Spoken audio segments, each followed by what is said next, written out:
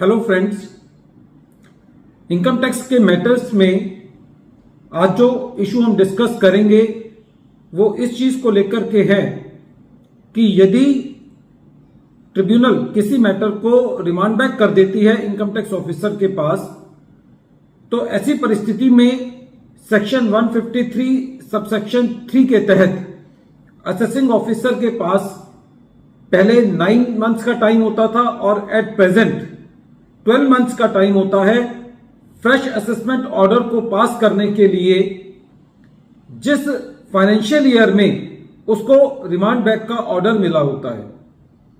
लेकिन कुछ केसेस में ऐसा देखने को मिला है कि जब ट्रिब्यूनल मैटर को रिमांड बैक करती है तो असेसिंग ऑफिसर उस लिमिटेशन पीरियड में जो कि सेक्शन 153 सबसेक्शन 3 के अंदर दिया हुआ है उसके अंदर अपना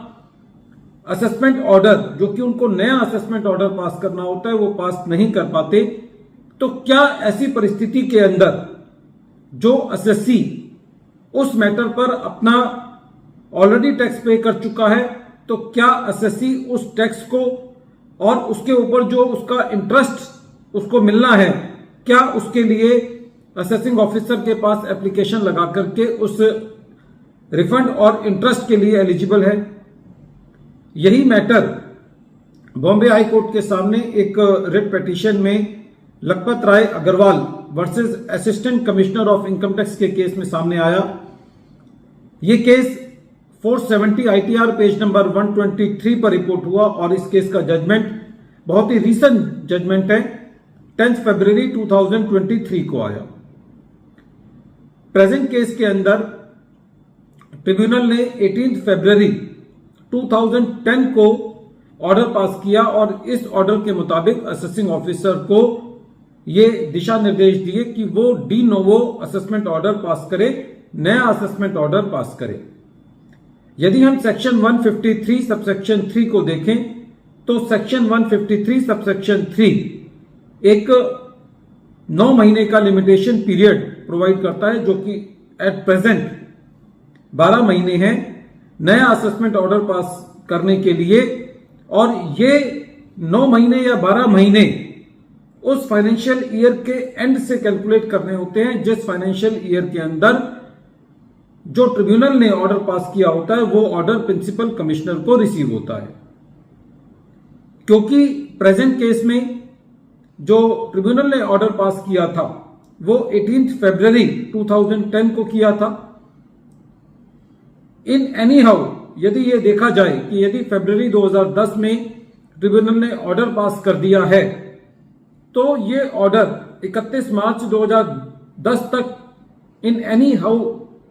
कमिश्नर को रिसीव हो जाना चाहिए था। और वहां से यदि हम 9 मंथ्स कैलकुलेट करें तो 31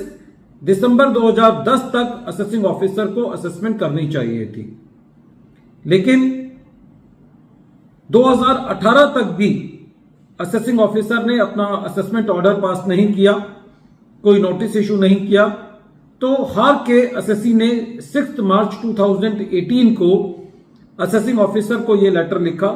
कि यह मैटर अब टाइम बार हो चुका है और अब मुझे रिफंड और उस रिफंड पर मेरा इंटरेस्ट मुझे मिलना चाहिए। प्रेजेंट केस में जो रिफंड का अमाउंट था वो करीबन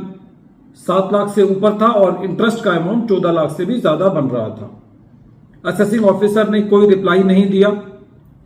असेसी ने 6 मार्च 2018 को दोबारा लेटर लिखा, 2 मई 2018 को दोबारा लेटर लिखा और बाद में 17 अगस्त 2018 को भी लेटर लिखा। लेकिन उसके भी करीबन 4 साल बाद असेसिंग ऑफिसर ने 13 जुलाई 2022 को असेसी की असेसमेंट करने के लिए सेक्शन 143 सबसेक्शन 2 का नोटिस दे दिया। जब असेसी को इस असेसमेंट का नोटिस मिला तो असेसी ने बॉम्बे हाई कोर्ट में रिट दायर की और यह कहा कि अब यह मैटर टाइम बार हो चुका है। जब बॉम्बे हाई कोर्ट ने सारे मैटर को सुना तो बॉम्बे हाई कोर्ट का यह कहना था कि प्रेजेंट केस में असेसिंग ऑफिसर की जिम्मेदारी थी कि जब 2010 में ट्रिब्यूनल का ऑर्डर पास किया गया जिस डेट पे, तो असेसिंग ऑफिसर उस डेट से विद इन 1 मंथ के अंदर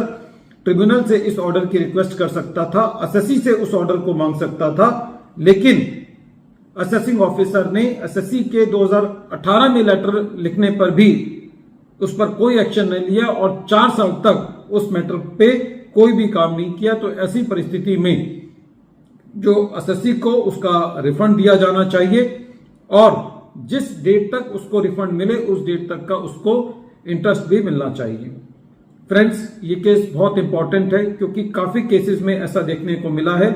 कि जब रिमांड बैक वाले मैटर होते हैं तो उन केसेस के अंदर एटलीस्ट जब सब कुछ ऑनलाइन नहीं था तो उस वक्त कुछ ऐसे ऑर्डर्स थे जो असेसिंग ऑफिसर से ऑर्डर पास होने से रह गए। तो उन सब केसेस में यदि एसएससी ने कोई अपना टैक्स जमा किया हुआ है तो इस केस की सहायता लेकर के वो अपने उस टैक्स को और इंटरेस्ट को क्लेम कर सकता है और एक बार यदि लिमिटेशन पीरियड निकल जाए तो असेसिंग ऑफिसर के पास उस ऑर्डर को पास करने का अधिकार नहीं रहता। वीडियो के अंत में एक बार फिर मैं केस का नाम रिपीट कर रहा हूं। केस का नाम है Lakhpat Rai Agrawal versus assistant commissioner of income tax और ये केस 470 ITR पेज नंबर 123 पर रिपोर्ट हुआ और इस केस का जजमेंट 10 फरवरी 2023 को आया।